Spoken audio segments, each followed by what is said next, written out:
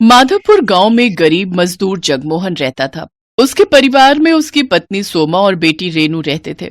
जगमोहन लोगों के घरों में पुताई का काम किया करता था, लेकिन ये काम उसे कभी कभार ही मिल पाता था। महीने में 10 दिन ही उसे काम मिलता और 20 दिन वो खाली रहता था, जिससे उसके घर का मुश्किल से गुजारा चल पाता था। सीमा, कुछ समझ नहीं आ रहा, ऐसा कब तक चलेगा? इतने कम पैसों में हम कैसे अपनी बिटिया को पढ़ा लिखा पाएंगे? काश कि अपनी कोई लॉटरी लग जाती। आप ठीक कहते हो जी।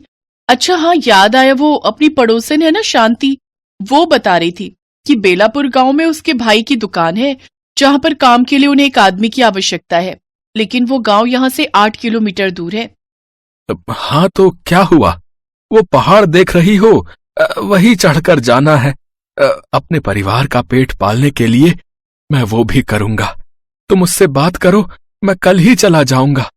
अगले दिन सोमा अपनी पड़ोसन से इस बारे में बात करती है। फिर जगमोहन वहां काम पर चला जाता है। कुछ महीने जगमोहन को वहां काम करते हो गए। अब उनके हालात पहले से सुधरने लगे थे, लेकिन तभी एक बुरी खबर आई। उस दुकान के मालिक का निधन हो जाता है और वो दुकान हमेशा के लिए बंद हो जाती है। कुछ दिन तक तो जैसे तैसे बचे हुए पैसों से उनका गुजारा चल जाता है, लेकिन कुछ समय बाद वो पैसे भी खत्म हो जाते हैं। फिर एक रोज सोमा अपने पति से कहती है, सुनिए जी, घर में आटा नहीं बचा है और ना अचार सब्जी, कुछ भी खाने को नहीं है। अब हम क्या खाएंगे जी? सोमा, तू रेनू के लिए कुछ देख, है तो हम तो भूखे भी सो जाएंगे। लेकिन आपने भी तो सुबह से कुछ नहीं खाया जी, आपको भी तो भूख लगी होगी ना। भूख तो लगी है सोमा, लेकिन मेरी जेब में पैसे नहीं है कि मैं बाजार जाकर आटा खरीद सकूं। अपने पति की बेबसी पर सोमा को बहुत तरस आता है। 2 दिन तक घर में सब भूखे रहते हैं। तीसरे दिन सोमा की नजर अपनी झोपड़ी के सामने बने मिट्टी के पहाड़ पर जाती है। उसे देख सोमा को एक ख्याल आता है। वो जाकर वहां से कुछ मिट्टी ले आती है। सोमा मिट्टी में पानी और नमक मिलाकर उसकी गोल गोल लोई बनाकर तैयार कर लेती है। फिर दोनों हाथों से थपेड़े देकर गोल सी रोटी बनाकर उसे तवे पर डाल देती है। कुछ ही देर में वो रोटी बनकर तैयार हो जाती है, जिसके बाद सोमा रेनू को वो रोटी देती है और कहती है, ये ले बेटी, अपनी इस लाचार माँ को माफ कर देना। आज मिट्टी की रोटी खाकर ही अपनी भूख को शांत करने के अलावा हमारे पास और कोई चारा नहीं है। तो क्या हुआ माँ, भगवान कृष्ण भी तो मिट्टी खाते थे और मेरे मास्टर जी कहते हैं कि अफ्रीका में हेती नाम का एक गांव है जहां के लोग मिट्टी की रोटी बनाकर खाते हैं और उसी के सहारे जीवित रहते हैं। बिल्कुल सच कहा मेरी बच्ची। फिर जैसे ही रेनू और जगमोहन उसे अपने मुंह में डालते हैं तो उसे खाकर कहते हैं, वाह माँ, ये तो बड़ा ही स्वादिष्ट है। हाँ सुमा, ये तो लाजवाब है। की आंखों से आंसू बहने लगते हैं। मैं जानती हूँ ये इतनी अच्छी नहीं है, आप दोनों बस मेरा मन रखने के लिए कह रहे हैं। फिर उन तीनों की आंखों से आंसू बहने लगते हैं। तभी दरवाजे पर कोई आदमी आता है। जी, ये जगमोहन जी का घर है। जी हाँ। तभी जगमोहन आता है। क्या बात है भाई साहब? दरअसल मैं लॉटरी विभाग से आया हूँ। कुछ महीने पहले जो आपने लॉटरी खरीदी थी उसका आज रिजल्ट आया है और आपने इस लॉटरी को जीत लिया है, जिसका इनाम पूरे 25 लाख रुपए है। 25 लाख रुपए? और साथ में ये, हाँ जी, और साथ में ये आज का खाना हमारी कंपनी की तरफ से आपके लिए। ये सुनकर जगमोहन, सोमा और रेनू सब बहुत ही खुश होते हैं। अब उनके दिन बदल जाते हैं। अब वो अपना बड़ा पक्का घर बनवा लेते हैं, जिसमें जरूरत की हर सुविधा होती है। साथ ही जगमोहन अपनी खुद की दुकान खोल लेता है, जिससे गांव के लोगों को सामान के लिए दूर दूर न जाना पड़े। गांव का सबसे अमीर आदमी बन जाता है।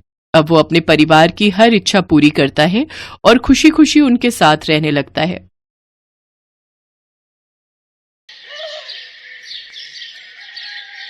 मुंबई शहर में 8 साल की कनु अपनी मां वैशाली और पिता सुधीर के साथ रहती थी। सुधीर मल्टीनेशनल कंपनी में काम करता था, जबकि वैशाली हाउसवाइफ थी। शुरू से ही शहर में रहने के कारण वो तीनों जंक फूड को बहुत पसंद करते थे और संडे के दिन नाश्ते की शुरुआत ही उनके नूडल्स से होती थी। एक बार सुधीर को कंपनी की तरफ से कुछ दिनों के काम के लिए जयपुर जाना पड़ जाता है। जैसे ये बात वैशाली की बुआ को पता चलती है तो वो कहती है, हे राम, फिर तो तू इतने बड़े शहर में छोटी बच्ची के साथ अकेले कैसे रहेगी? मैं एक काम करती हूँ, कुछ रोज वहीं तेरे साथ रहने आ जाती हूँ। जैसे ही दामाद जी आ जाएंगे तब मैं भी सुकून से वापस गांव लौट आऊंगी। नहीं नहीं बुआ जी, आप परेशान मत होइए, हम अपना अच्छे से ध्यान रखेंगे। तभी सुधीर फोन छीन कर कहता है, बुआ जी प्रणाम। आप कुछ दिन यहाँ आकर रह सकती हैं। अगर आप इनके साथ रहेंगी तो मैं भी बेफिक्र होकर जयपुर जा सकता हूँ। मैं आपकी ट्रेन की टिकट करवा देता हूँ। वैशाली और कनू आपको लेने स्टेशन पहुंच जाएंगी। इतना कहकर सुधीर फोन काट देता है। क्या जरूरत थी उनको यहाँ बुलाने की? अच्छा है ना, तुम दोनों को कंपनी मिल जाएगी और मैं भी बेफिक्र होकर काम पर जा पाऊंगा। मम्मी, आपकी बुआ आ रही है तो आपको तो खुश होना चाहिए। आप ये बात सुनकर इतना सैड क्यों हो गई? बेटा, तुम जानती नहीं हो उन्हें। अभी जो तुम ये नूडल्स खा रही हो ना, ये भी बंद करवा देंगी तुम्हारे। आज जितना मर्जी खाने हैं खा लो। उनके सामने तो भूलकर भी इन सब चीजों का जिक्र भी मत करना। उन्हें ये सब junk food and fast food बिल्कुल भी पसंद नहीं है। मुझे तो याद भी नहीं माँ कि आखिर बुआ नानी दिखती कैसी हैं। मैं तो बहुत छोटी रही होंगी ना जब उनसे आखिरी बार मुलाकात हुई होगी। हाँ बेटा, तू 3 साल की थी जब तू उनसे मिली थी। प्यार तो वो हम सबसे बहुत करती हैं, लेकिन वो खाने को लेकर बहुत स्ट्रिक्ट है। उन्हें ये सब फास्ट फूड, बाहर का खाना बिल्कुल भी पसंद नहीं। ना तो वो खुद खाती हैं और ना ही औरों को खाने देती हैं। जब तुम उनसे मिलोगी तो तुम्हें सब समझ आ जाएगा। अगले दिन सुधीर जयपुर के लिए निकल जाता है तो वहीं वैशाली और कनू बुआ जी को लेने स्टेशन पहुंच जाती हैं। लगता है बुआ जी को आने में अभी थोड़ा वक्त लगेगा। मम्मी, मुझे भूख लगी है। वो देखो सामने कोल्ड ड्रिंक एंड चिप्स की दुकान है। ऐसा करती हूँ, तब तक मैं इन्हें ले आती हूँ। लेकिन तभी पीछे से किसी बुजुर्ग महिला की आवाज आती है। क्यों बेटा, ये बाहर का खाना क्यों खाना है? थोड़ी देर सब्र कर, मैं तुझे घर चलकर देसी घी का हलवा बनाकर खिलाती हूँ। बुआ जी लो, आ गई बुआ जी। मम्मी ठीक ही कह रही थी, बुआ जी तो जंक फूड को हाथ भी नहीं लगाने दे रही। प्रणाम बुआ जी। जीती रहो, जीती रहो। चलिए बुआ जी, अब घर चलते हैं। बाहर ऑटो वाला हमारे वेट कर रहा होगा। अरे ऑटो में क्यों, पैदल चलेंगे। इसी बहाने मुंबई दर्शन भी हो जाएंगे और हम सब की वो क्या कहते हैं उसे क्या कहते हैं उसे, हाँ, वॉकिंग शॉकिंग भी। वैशाली और कनू हाफते हाफते घर पहुंचते हैं, जबकि बुआ बिल्कुल भी नहीं थकी हुई होती। तुम लोग तो इतना सा चलकर ही कितना थक गए। रुको, मैं अभी तुम दोनों के लिए पानी लेकर आती हूँ। बुआ जैसे ही किचन में जाती हैं तो उनकी नजर वहां रखे नमकीन, बिस्किट्स, नूडल्स के पैकेट पर जाती है और किचन में रखे उन सामानों पर छोटे छोटे कॉकरोच, मक्खियां देखकर तो वो हैरान ही रह जाती हैं। हे राम, ओहो हो, तो यही कारण है इन लोगों की कमजोरी का। ये लो पानी पियो। अब समझ आया तुम लोगों की कमजोरी के कारण। ये बाहर की चीजें खा खा कर ये तो मुझे घर कम और दिल्ली का चिड़ियाघर ज्यादा लग रहा है, जहां दुनिया भर के कॉकरोच, मक्खियां और छिपकलियां घूम रही हैं। अरे गांव में तो तुम्हें एक मक्खी मच्छर तक नहीं मिलेगा। अब इस घर की साफ सफाई और तुम सबकी सेहत का ध्यान मैं खुद रखूंगी। इसीलिए तो कहते हैं कि घर में बड़े बुजुर्ग का होना बहुत जरूरी है। बुआ दिन भर सबके खाने पर नजर रखती। घर में फास्ट फूड तो बिल्कुल आने ही नहीं देती, जिससे वो दोनों परेशान हो जाते हैं। क्या बुआ जी, जब देखो तब ये साग सब्जी खिलाती रहती हो। मैं नहीं खाऊंगी, मुझे अब कुछ टेस्टी खाना है। हाँ बुआ जी, थोड़ा बहुत तो बाहर का खाना खाने में कोई हर्ज नहीं है। खाना तो यही मिलेगा, हरी भरी सब्जियां और कम मसालेदार। खाना है तो खाओ, नहीं तो भूखे ही रहो। लेकिन तुम लोगों को ये बेकार का मैदा खाने नहीं दूंगी। बुआ जी के सादे और बेस्वाद खाने से परेशान कनू और वैशाली बाहर के तीखे और स्वादिष्ट फास्ट फूड को खाने के लिए तरस गए थे। एक दिन कनू जब स्कूल से घर आ रही होती है तो उसकी नजर एक ठेले पर जाती है, जिस पर चाइनीज पानीपुरी वाला लिखा हुआ होता है। उस ठेले को देख कनू के मुंह में पानी आ जाता है। ये तो कोई नया पानीपुरी वाला लगता है। चलो, अपने मोहल्ले में कोई तो नया पानीपुरी वाला आया, जरा चक्कर देखती हूँ। भैया, पानीपुरी कैसे दी? आओ माओ चाओ, कौन सा वाला फ्लेवर खाएंगे? फ्लेवर, और वो भी पानीपुरी में? काला पानी मतलब काला खट्टा, लाल पानी मतलब लाल मीठा फ्लेवर, और ऑरेंज पानी मतलब खट्टा और मीठा मिक्स फ्लेवर, और ये डार्क ब्राउन मतलब फेमस चाइनीज फ्लेवर। आपको कौन सा दूं? ऐसा करो, एक एक पानीपुरी सभी फ्लेवर में चखा दो। चाइनीज पानीपुरी वाला कनू को सारे फ्लेवर टेस्ट करवाता है। कनू को पानीपुरी इतनी पसंद आती है कि वो चटकारे मार मार कर स्वाद ले लेकर सारे फ्लेवर में पानीपुरी खाती है। पेट भर गया लेकिन मन नहीं भरा। अब बस करती हूँ, घर जाकर बुआ जी की उबली हुई दाल भात भी तो खानी है। अगर नहीं खाया तो उन्हें मुझ पर शक हो जाएगा। अच्छा बताओ तो चीनी भाई, कितने पैसे हुए? बो लेकिन मुझे तो कोई बदबू नहीं आ रही। अरे इसका मतलब कि ये फ्री है। आज मेरा पहला दिन है, इसीलिए आज के दिन ये सबके लिए फ्री है। अरे वाह, मेरे तो वारे न्यारे हो गए। कनू भागकर घर जाती है जहां उसकी बुआ ने उसके लिए उबली हुई दाल और भात बना रखा होता है, जिसे वो जल्दी जल्दी खाने लगती है। अरे आज कनू, तुम्हें क्या हो गया है? रोज तो तुम इस उबली हुई दाल के लिए मुंह सड़ाती हो। सीखो वैशाली तुम अपनी इस बेटी से। देखा, मेरे हाथों के उबले दाल भात इसे कितने पसंद आ रहे हैं। 2 दिन में ही उबली दाल खाना सीख गई। और एक तू है जो इतनी बड़ी होकर अभी तक नखरे करती है। तभी वहां सुधीर अपनी ट्रिप से वापस आ जाता है और बुआ के पैर छूता है। मुझे तो बहुत जोर की भूख लगी है। खाने में क्या बनाया है? ये ले बेटा, उबली हुई दाल और भात खा। अच्छा अब मैं चली आराम करने, तुम सब अपना खाना खत्म करके ही उठना। ये उबली दाल, तुम दोनों ये सब कैसे खा रहे हो? मुझसे तो नहीं खाई जाएगी। मैं अभी अपने लिए बाहर से कुछ ऑर्डर करता हूँ। ये तुम क्या कर रहे हो सुधीर? अगर बुआ को पता चला कि हम फास्ट फूड खा रहे हैं तो वो हंगामा कर देगी। तुम तो जानते ही हो उन्हें। कनू, तुझे कैसे ये उबली दाल भात पसंद आ रहा है? पहले तो तू बड़ा मुंह बनाकर खाती थी, फिर आज ऐसा क्या हो गया? इसके बाद कनू उनको सारी बात बताती है। सच कहूं मम्मी पापा, तो इतने स्वादिष्ट पानी पूरी मैंने आज तक नहीं खाई। अगर आप भी खाओगे ना तो उंगलियां चाटते रह जाओगे। पर ये चाइनीज पानीपुरी वाला अपना ठेला लगाता कहाँ है? यही अपने मोहल्ले का जो नुक्कड़ है ना, वहीं। चलो न जी, कई दिन हो गया कुछ तीखा और कुछ अच्छा खाए हुए। बुआ जी को सोता देख वो तीनों पानीपुरी वाले के पास पहुंच जाते हैं। बड़ी तारीफें कर रही थी हमारी बेटी तुम्हारी, जरा हमें भी तो चखाओ। सर जी, कौन सा फ्लेवर खाएंगे आप? मुझे काला खट्टा। और मुझे वो ऑरेंज, मतलब खट्टा मीठा मिक्स फ्लेवर। वो जैसे ही उसका स्वाद चखते हैं तो खुश हो जाते हैं। वाह वाह वाह, क्या स्वाद है। अब तो मैं हमेशा पानीपुरी खाने यही आऊंगी।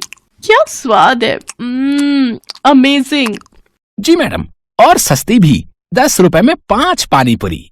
मुझे तो 2 प्लेट और लगा दो। मैं तो 2 प्लेट और खाऊंगा भाई। वो तीनों उस पानीपुरी वाले के दीवाने हो जाते हैं। वो सभी अपने दोस्तों को जाकर उसके बारे में बताते हैं। देखते ही देखते कुछ ही दिनों में उसके ठेले पर लोगों की भीड़ लगनी शुरू हो जाती है।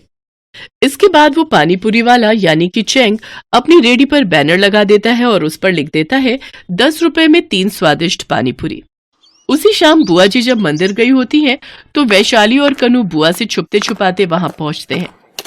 ओ गॉड, अब इसने 10 रुपए की 3 पानीपुरी कर दी। खैर स्वाद भी तो कितना है इसकी पानीपुरी में। वो दोनों पानीपुरी खाकर लौट ही रहे होते हैं कि तभी कुछ औरतें आपस में बातें कर रही होती हैं। अरे आजकल तो एक भी कॉकरोच, चूहे और छिपकलियां नहीं दिखते मेरे घर पर। ना जाने सब कहाँ चले गए। बिल्कुल सही कहा बहन, कुछ दिन से मुझे भी अपने घर में कुछ नहीं दिख रहा। खैर चलो, ये तो अच्छी बात है कि वो गायब हो गए। अरे क्या खाक अच्छा है, मुझे मेरी शेरी के लिए एक भी चूहा नहीं मिल रहा। बेचारी मेरी बिल्ली रोज चूहे और कॉकरोच की ताक में बैठी रहती है, लेकिन उसके हाथ ही नहीं लगता कुछ। बात तो सही है, आजकल मेरे घर पर भी ये सब नहीं दिखते। हाँ, बुआ इतनी साफ सफाई जो रखती हैं शायद इसलिए। सामने से बुआ मंदिर से घर आ रही होती है। अरे वैशाली बेटा, तूने देखा उस नुक्कड़ पर जो पानीपुरी वाला लगा है, उसके पास कितनी भीड़ है। बाप रे, लोग तो जैसे पागल हुए पड़े हैं उसकी पानीपुरी के लिए। कहीं मेरे पीछे तुम वहां तो नहीं गए थे ना? अरे नहीं नहीं बुआ जी, कैसी बातें कर रही हो, मैं तो वॉक करने गई थी। ये सब खाकर मुझे मोटा थोड़े होना है। चलो बुआ जी अब घर चलो।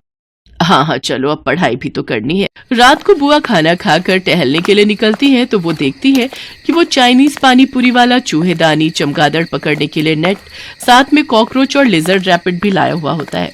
और फिर कुछ देर बाद उनको पकड़कर वहां से चला जाता है। ये पानीपुरी वाले को आखिर इन सब कीड़े मकोड़ों को पकड़ने की क्या जरूरत पड़ गई? जरूर दाल में कुछ काला है। अभी इसका पीछा करके पता लगाती हूँ। वो पानीपुरी वाले का पीछा करती है और देखती है कि वो सभी जानवरों को एक एक कर ओखली में कूट कर उनका कीमा बनाकर पानीपुरी का पानी तैयार कर लेता है। मैं हूँ चेंग चाइनीज पानीपुरी वाला। ये पागल लोग कॉकरोच के पानी को काला खट्टा, छिपकली के पानी को लाल पानी और चमगादड़ के पानी को खट्टा मीठा पानी समझकर चटकारे ले लेकर खाते हैं। हे भगवान, तो ये राज है इसके ठेले पर लगने वाली भीड़ का। ना जाने ये इंसान कितना गिरेगा। उधर जब बुआ घर पहुंचती है तो वैशाली, कनू और सुधीर तीनों ही पेट पकड़े हुए बैठे होते हैं। बुआ जी जल्दी से डॉक्टर को बुलाती हैं। इन तीनों को ही पेट में इन्फेक्शन हो गया है। मैं कुछ दवाइयां लिख देता हूं, लेकिन ध्यान रहे कि 2-4 दिन इन्हें घर का ही खाना देना। लेकिन ये सब तो घर का बना हुआ सादा खाना ही खाते हैं। इसके बाद डॉक्टर वहां से चला जाता है। बुआ जी, हमने चाइनीज पानीपुरी वाले की पानीपुरी रोज आपसे छुप छुप कर खाई है, हमें माफ कर दो। इसके बाद बुआ जी उन सब के लिए आयुर्वेदिक काढ़ा बनाती है और उनकी खूब देखभाल करती है। अगले दिन रात को चेंग फिर से जानवर पकड़ने जाता है, लेकिन तभी बुआ जी शोर मचाकर सबको इकट्ठा कर लेती हैं और चेंग की सच्चाई सबको बता देती हैं। फिर पुलिस बुलाकर उसे पुलिस के हवाले कर देते हैं और सभी बुआ जी का शुक्रिया अदा करते हैं। हमें माफ कर दो बुआ जी, आपने तो हमारा भला ही चाहा, लेकिन हमसे ही गलती हो गई। गलती मेरी भी है जो मैंने तुम लोगों पर कुछ ज्यादा ही सख्ताई की। अगर थोड़ी ढील दे देती तो तुम्हें यूं छुप छुप कर पानीपुरी खाने की जरूरत नहीं पड़ती। फिर वो सभी पूरी तरह से ठीक हो जाते हैं। अगले दिन बुआ जी अपने गांव जाने के लिए स्टेशन पहुंच जाती हैं। मोहल्ले के सभी लोग उन्हें स्टेशन पर छोड़ने आते हैं और हार पहनाकर और ढेरों गिफ्ट देकर उनका धन्यवाद करते हुए उन्हें खुशी खुशी विदा कर देते हैं।